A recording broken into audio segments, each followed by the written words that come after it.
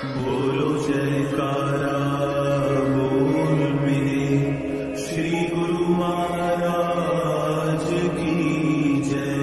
श्री सतगुरुदेव भगवान की जय। गुरु को आँखों से प्रतिदिन देखते हो और कानों से सुनते हो कि संसारी लोग शरणभंगुर सुख के लिए सिर भी देने से नहीं टलते। तुम उनसे शिक्षा ग्रहण करो कि भक्ति जो स्थायी सुख है उस पर अपना सर्वस्व न्यौछावर करना पड़े तो भी कम है। जब तुम्हारे भीतर मन का राज्य था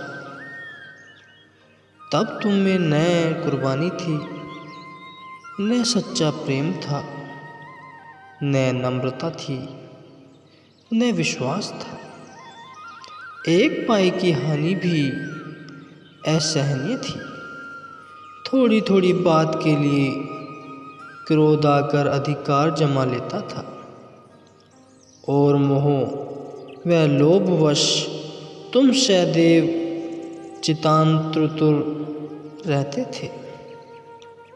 अब सतगुरु से आत्मिक धन प्राप्त हुआ था तो तुम्हारी दशा और की ओर हो गई है। अब संसार को धर्मशाला समझते हो, शारीरिक सुखों को सतगुरु की कृपा पर निछावर करते हो। कोई कम अधिक बोलते तो इधर से सुनो और उधर से निकालो। भय के स्थान पर निर्भयता ने वास किया है। इससे यह कष्ट होता है कि तुम्हारे अंदर निर्भीक सतगुरुदेव का राज्य है जो तुम में बैठकर आत्मिक शक्ति व नित्य आनंद से परिपूर्ण कर रहे हो। वे ही आनंद की खान है। सदैव उनकी कृपा के आभारी करो और उनकी महिमा गायन करो। वही दुख असंतोषी को 1 रुपया कष्ट देता है तो संतोषी को 1 पैसा। असत्य कैसे सत्य की समानता कर सकेगा? क्या करोड़ों आमों के चित्र एक वास्तविक आम जैसा स्वाद दे सकेंगे या शक्ति दे सकेंगे? भक्ति है सत्य और माया है असत्य। शारीरिक कई कष्टों के बदले में भक्ति का एक कण भी प्राप्त हो जाए तो सस्ता सौदा समझो। हे प्रभु, जैसे आपके वचन हैं आप वैसी बुद्धि प्रदान करें। केवल आपके वचन पढ़कर छोड़ न दो, परंतु इसमें जो अमृत रस भरा है वह पीकर अमर आनंद को प्राप्त कैसे करूं?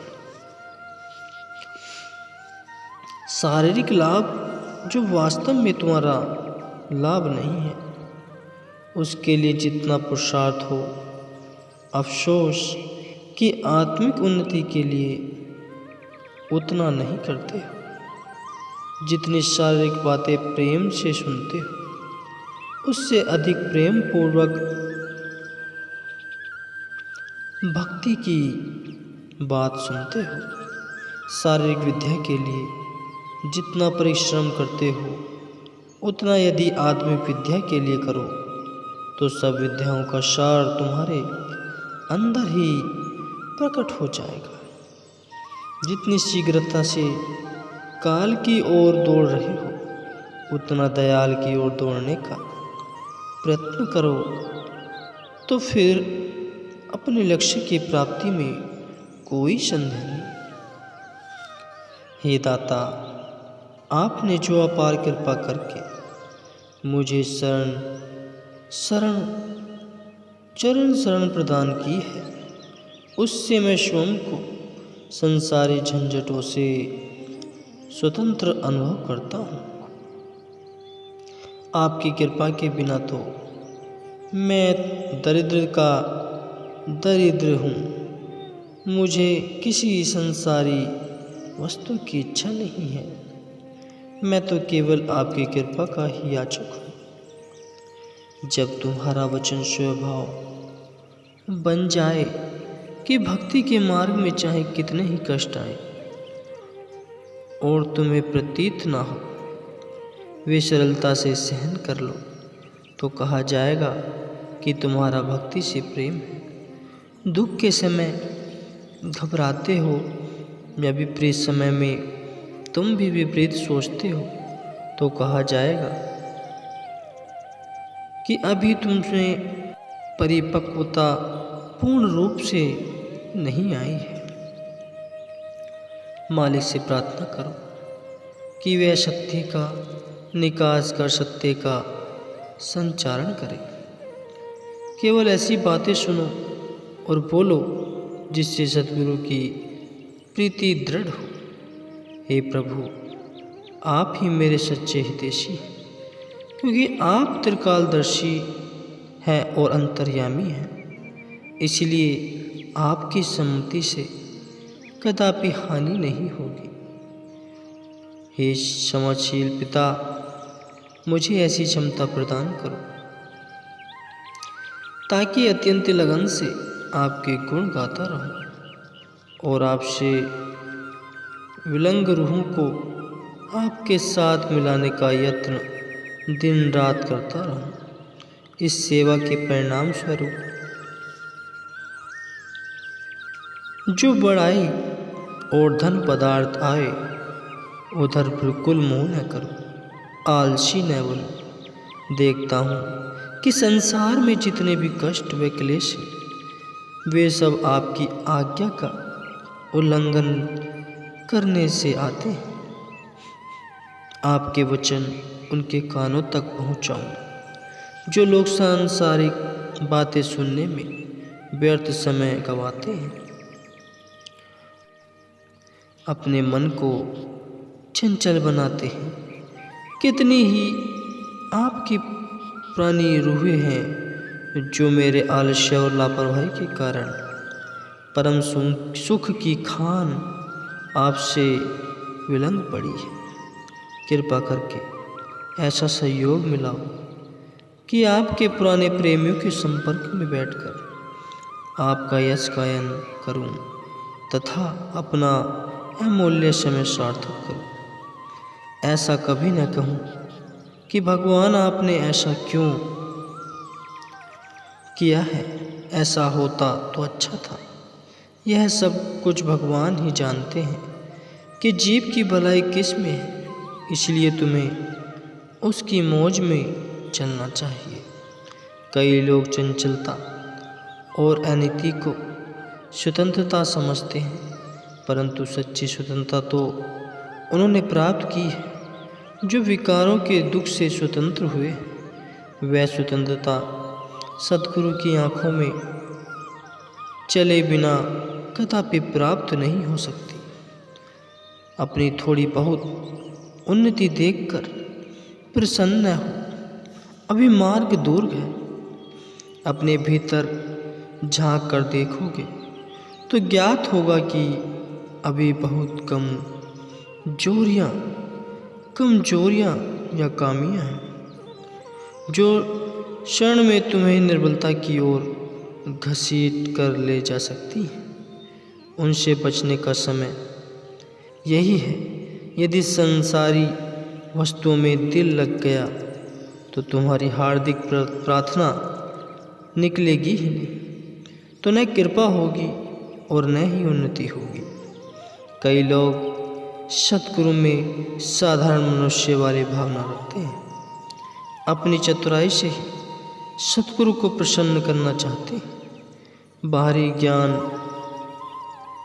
पर्याप्त प्राप्त होने के कारण वे अपने आप को बहुत कुछ समझते हैं।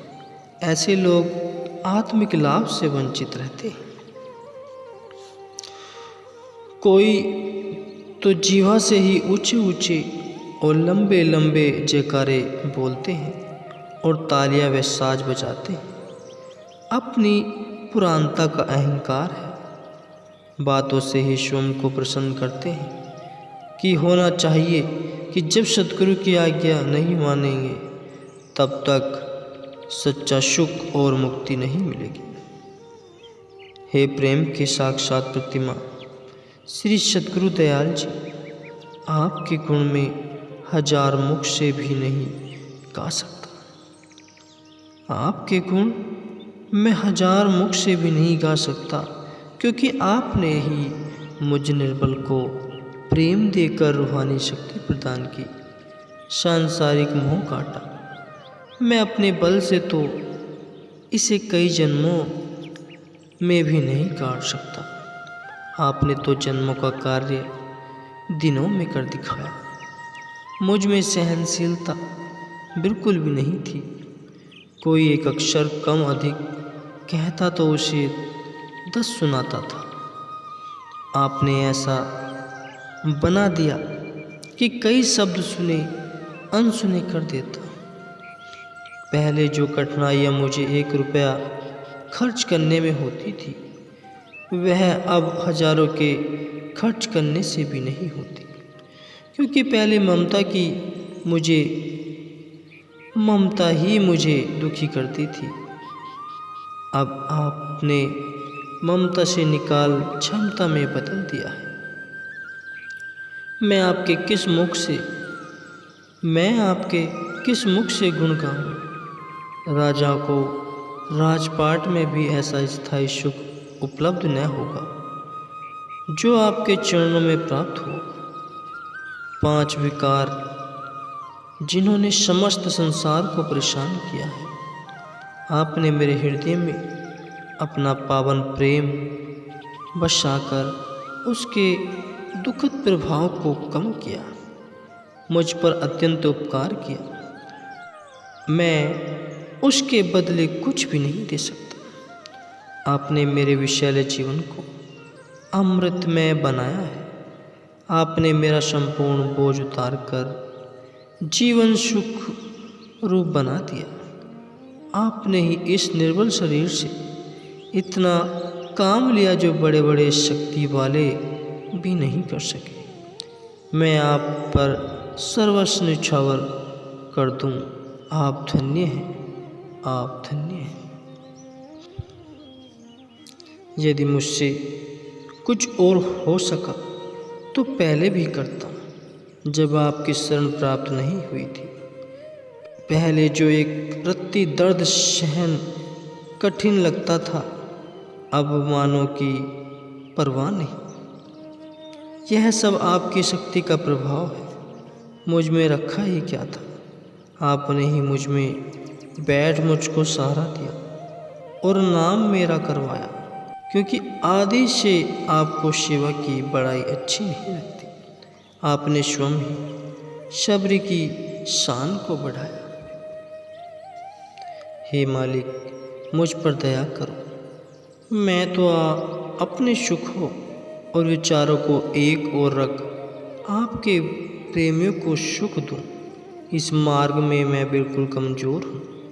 दिन में कई बार गिरता हूँ। आप ही इस निर्बल के बल हैं।